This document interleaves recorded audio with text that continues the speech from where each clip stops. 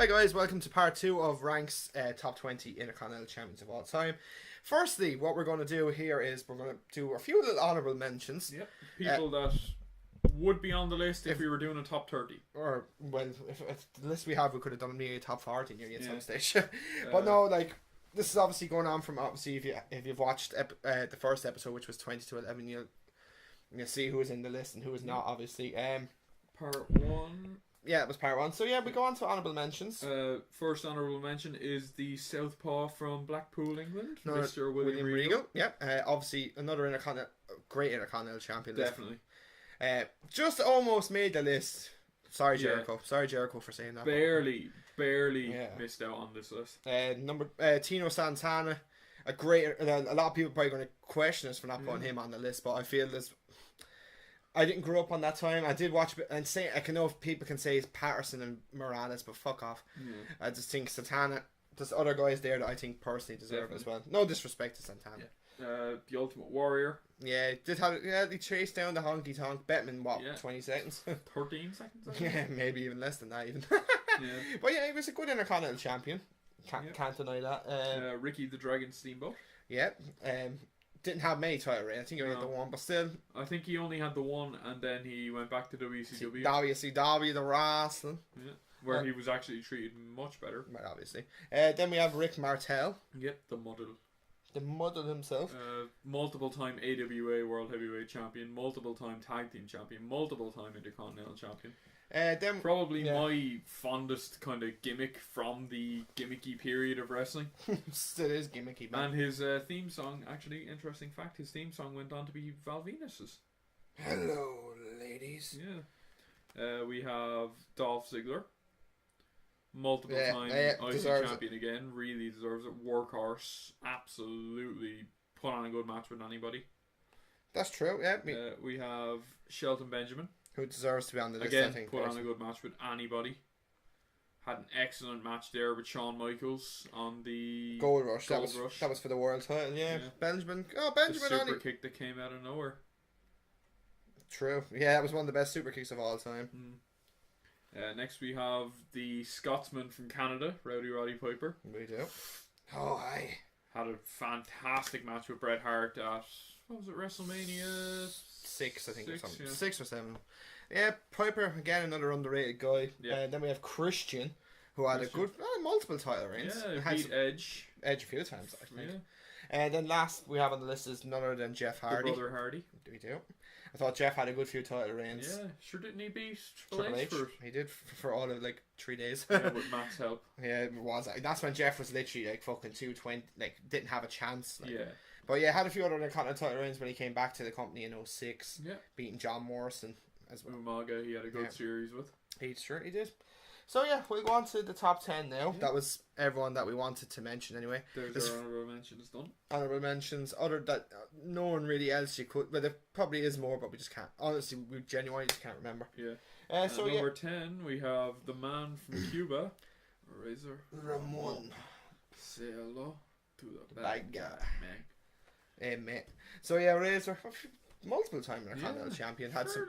Fairly good, fairly successful career. He did. Yeah. Never won the big one, sadly, but Yeah, I think if he had stayed in the company a bit longer, I think he would have. yeah. But obviously due to the money and all I that. gave you Razor Ramon and Diesel. There is Razor Ramon and Diesel. How fucking greedy could you have been, Vince? Oh, exactly. Just to make poor Jim Ross your stooge for saying what you wanted to say. Yeah, Razor obviously had the iconic matches with Shawn Michaels with the ladder matches at Kid. WrestleMania and Kid. Obviously, WrestleMania and SummerSlam having back-to-back ladder matches. Yeah. Still just as good as the other Reed, to be honest. Yeah, So, definitely. yeah. There's someone actually that could have been on this list as well. X-Pac. One title ring. Yeah. Nah. Still, No. fairly shocking upset. It was, but still. In that case, then we'll have Margie Jannetty down on the fucking list. Yeah, I suppose. Oh, don't worry, we're doing the worst champions too. Definitely. Oh, I already have. I've Definitely. think about it, everyone. I said to the lads a couple of weeks ago. No, he's definitely not on it. No, he couldn't. That's heartbreaking. No, I was talking to the boss, and he was saying, I was thinking of doing the top 20 worst guys, and he could only pick a few. I had 20 picked already. Jesus. I can, because I already know so many bad people. Definitely. Number 9 is the honky tonk man. The honky tonk man. I'm cool. I'm cocky. I jobbed to Mario. Hey, it worked. What did he say to Santino? Brother, you ain't cool. You ain't cocky. Brother, you're just bad. Yeah. Yeah, someone put actually Santino as one of the best Intercontinental champions. It was funny, but it weren't fucking great. Oh, God, no. That brought down the title. Yeah, I think it did, actually. No, I think What Culture did it, if I'm not mistaken. Someone that we could have actually had on the list, Cody Rhodes. Yeah. Brought back the classic design.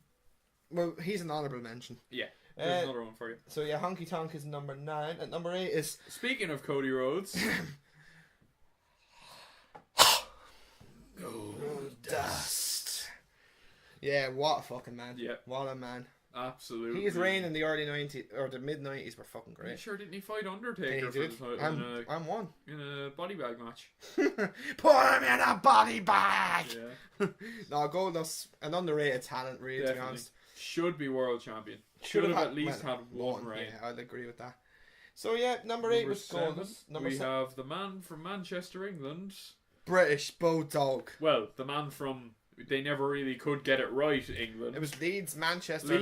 Manchester, Liverpool, London. What fucking next? Derby. Yeah. So yeah, British Bulldog again. Davey White. Had some great matches with Bret the Hitman Hart for the IC belts. Had great... The classic in... Shawn Michaels. Shea Stadium. Yeah. Wembley Stadium. Or not Shea Stadium, sorry, Wembley Stadium. Had great matches with the Heartbreak Kid. Heartbreak Kid winning his first ever Intercontinental title against the Bulldog. Oh, was it Beware of Dog? No, I think this was actually Superstars. Oh no, it was Saturday Night's main event, if I'm not mistaken. Yes. It was either Superstars or main event. I know they did have a match for the IC title and in your house. I believe it was Beware of Dog. We can find that out. But yeah, Bulldog, a true professional. Yeah, definitely. Definitely great. Deserves... Unfortunately, his addictions really held him back. Yeah, it could have been sad. done. He did have one title match in 1999, but look, it didn't really matter. He was never going to win it. Well, he actually had a few title reigns, sorry. Now his son is doing really well over in Japan and he seems to be doing alright, and good luck to him. Like we might see him back in the Fed someday. You never know. No, that's what Triple H always says. Never know who's going to show up, I guess. Unless you're CM Punk. Yeah. Number 6 is none other than Shawn Michaels. Yes, the man who beat the British Bulldog. For his first title, and obviously lost the belt to Marty Jannetty. Oh God, yeah. Fuck's sake. And then mean the drug balloon? Yeah, and then lost it then 3 weeks later to Shawn again, I think. Yes, the right decision. Yeah, but Shawn, look, this title got him up to the WWE title, obviously. Yeah. The guy had such great matches with Bret the Hitman Hart in a first ever WWE ladder match, which was shit. But Razor Ramon. He had matches with Bulldog. He had I think he had a match with Goldust as well. Diesel. He's had matches with Diesel. Like he's had matches with Yokozuna, Vader. Yeah, I don't know if they were for the Intercontinental title. No, Yoko and Vader were for the WWF. Sorry. But HBK has put on shows for everyone. Like he's I think a 3-time Intercontinental champion. Yeah, he is. And sure, look, he made money for Vince. He was the only one that never jumped. Never jumped. He could have easily. He said that himself. Even Triple H was a WCW guy. He was for a while, but obviously WCW didn't treat him with good respect. Old terrorizing. Yeah, Jean-Paul Levesque. But yeah, so yeah, that's HBK at number 6. At number 5 is Awesome, the most must-see WWE champion of the modern era, The Miz. Oh, he deserves to be number 5. Like, the guy has brought the Intercontinental. He's done magic with that title. Like over the last year now, he's been in the Intercontinental title. Well, last year and a half he's been in the Intercontinental title picture. Hell of a feud with Dolph Ziggler. He's had some good matches. Had 1 or 2 decent matches along the way with Ambrose before he's now getting boring. Yeah. He's also had some good matches with other guys as well, obviously, of course. Definitely. AJ Styles was one of them. Yeah. Obviously, unfortunately, it wasn't for the IC title, but still. It cost him his tooth. Did. Miz won his first Intercontinental title reign was back in 2010, I think, if I'm not mistaken. You're going all the way back to like 2010. Like. Jesus, yeah. Yeah. And then he's quite fast approaching Jericho's record. I think he's 2 away from it now. So good luck, or to matching it, I should say. But still, he deserves all the success he's getting. Like he's had some good matches.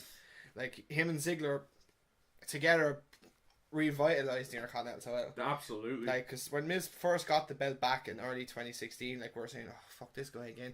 But then he kind of remodeled himself a little bit. The thing with Brian really kind of fucking shook him up. Yeah. And when fucking about time, start showing why you're not just a safe wrestler. Start showing why you're still here. Like he deserves to be in the top 5 because he's still there. Like and he's still still putting on consistently decent matches. Whereas before it was just, it's The Miz, here we go. Yeah. Now it's like, look at him again. And now it's The Miz, like, could he actually put on a 5-star match? You never know. Oh, it's The Miz. Cool. Yeah. So at number 4 is Bret the Hitman Hart. Yep. So you're my Canadian brethren. Absolutely. So yeah, Bret, obviously one of the best to ever lace up a pair of wrestling boots. Well, himself, the Hart brothers obviously had good reigns with the Intercontinental title. Actually, no. Let me reverse. Actually, no, I was wrong. Number 4 is Owen. Scratch the record. Number 4 is Owen Hart. Yes, number 4 is Owen, not Bret. I apologise. The King of the Black Hearts. Yeah, because Bret had, I think, the more significant title reigns, just slightly than Owen. But Owen, come on, like Owen, the guy, one of the best. Like, one of the best. No, I feel sorry. I felt bad for, like, I feel bad. Missed every day. Like, he would have wrestled for another probably 8 or 9 years probably before he might have hung up the boots. Probably would have gotten a title. Yeah, maybe even 2. Yeah, he might have even got 2. Yeah. Unfortunately, we'll never know. Obviously, he's tragic death, but he's had multiple Intercontinental title reigns, all quite memorable in my opinion. Anyway, his matches with Stone Cold, the feud with Austin itself was fucking gold. The feud with Triple H, or the DX versus Nation feud. Yeah, and it wasn't just for the European title as well. Also, I think it rolled into an Intercontinental title feud years ago. So like Owen Hart and Triple H were fighting for fucking the better part of a year nearly. Oh, absolutely. For the Intercontinental. They had a great match at WrestleMania 15. Yeah, they had a pretty solid match. Yeah, they've had some really good matches actually, if I'm being honest. But Owen Hart, his first title reign was in the early 90s. Just never looked. Won a couple of European title and tag team titles. Just never. He had a WWE title win, but was a house show and was never recognised. Yeah, which was bollocks. Yeah, that's. But sure, look, stupid. We'll move on for that. So yeah, on to number 3 now is Bret Hart. Best there is, the best there was, the best there ever will be. Says it all, really. Yeah, doesn't it? like had great matches again with Shawn Michaels. He's had perfect. Roddy Bulldog. Like he's had countless matches. Like, and he's probably had other matches too that we've never seen or might not have thinking was that great. Like, Papa Shango. Oh, 5-star baby. Jean Pierre Lafitte. Although actually, given it to him, that was actually a good match. Yeah, but yeah, good stuff from Bret. Like his last title reign, I think, was very in the early 90s, 94, 90, I think it was 94. Yeah. It was just before 94, so actually he was going for the WWE title at that point. Yeah. So yeah, Bret, again, didn't really go near the Intercontinental title scene. Then again, after that, was obviously just a main eventer. But I think if he had to go back to the Intercontinental title scene, I think he would have won it another few times. And you never know, he might be top of the list if he had to. Didn't he win the United States title when he returned in 2010, yeah. That was disgraceful. I don't know why even Bret even agreed to that. Sure, he couldn't wrestle. Yeah. He wasn't medically cleared to wrestle. He wasn't perfect to wrestle. And speaking of perfect, number 2 is Mr. Perfect. Yes, indeed. Mr. Perfect, Kurt Hennig. The one and only. Another guy that should have been WWE. Greatest to never win a title, arguably. Yeah, we had great matches with Piper as well. He had a match with Piper, if I'm not mistaken. He had matches with Bret the Hitman Hart. He's had matches with... Did he have a fight with Ted DiBiase at one stage? Yep. He did. So he's had 2 Intercontinental title reigns, but both of them were just as memorable as the other. Perfect. Him and Bobby Heenan were fucking magic together. Yep. Fucking magic. And then him and Ric Flair. Yeah, Ric Flair. Obviously, he teamed with Flair for a while. Bless you. But yeah, perfect. Just the title of it, he was perfect. Yeah. Like a guy that the only man that could get away with calling himself perfect. And you'd believe it. Let's put it that way. Oh, Sean is dying. Fever's being a bastard. It is. And last but not least, number 1 is the immortal Chris Jericho. You thought we were going to say Hogan. Considering he never won the belt. Yeah, that's the only belt he's never fucking won. Yeah, Jericho a 9 times. He won the US. Did he? No. Because it was brought back after he was gone. Oh, okay. Anyway, so yeah, Jericho's number 1. Sure, come on, he's a 9-time champion. Yeah, the record holder. And it's not even just because he is the record. It's the fact that he's reinvented himself every time he's been in a Continental champ. His first reign was in 1999. Him and China had... he was the Millennial Man. Yeah, and then he won it again then. Co-holders of the Intercontinental Championship. Fuck, that was magic, actually. Yeah. He turned it into something decent. And instead of reading it in his book, he did a lot of that work himself because she didn't want to do China was a right bitch, alright. But yeah, Jericho, his last title reign was in 2009, I think, if I'm not mistaken.